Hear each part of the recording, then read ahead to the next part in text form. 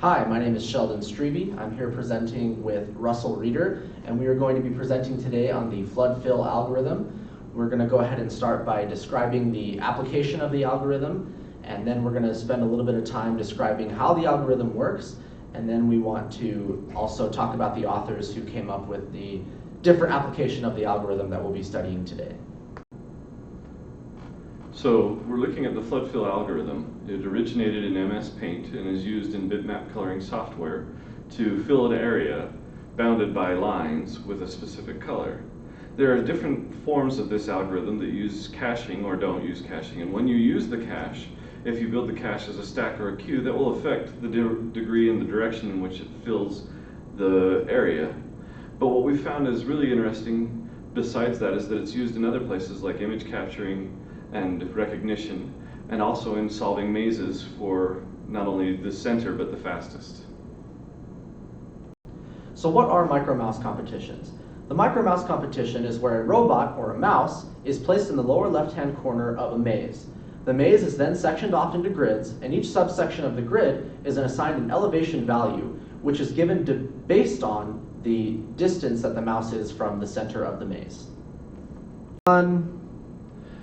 As the mouse explores the maze, it will map the distance from the center and increase the elevation if the route takes it farther from the center, or decrease if it gets closer to the center.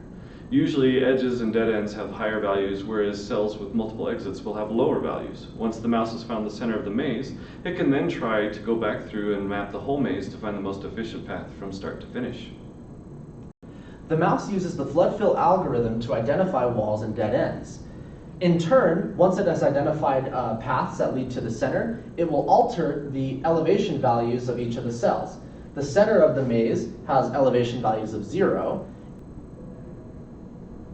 So if this is our desired maze to be solved, we'll place our mouse here to start and consider this square here to be the end.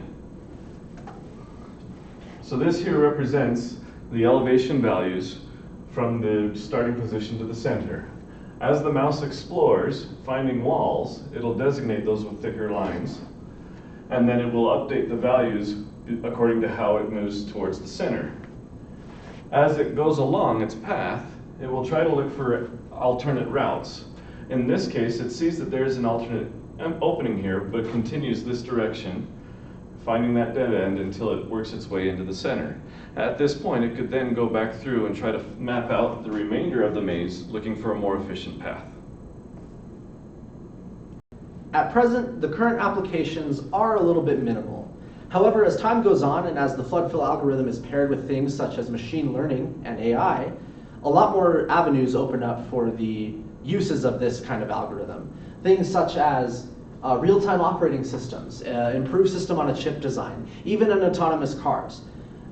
It really helps with object recognition in those AI and machine learning programs.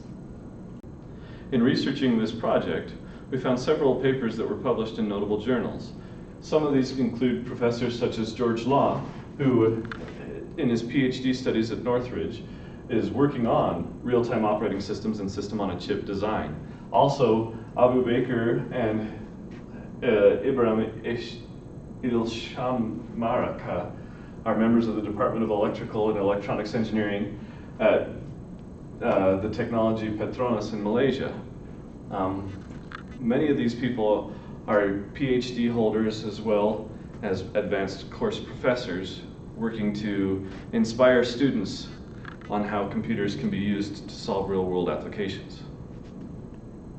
And that is our presentation today on the flood-fill algorithm and its applications, and also its future applications that the future might hold.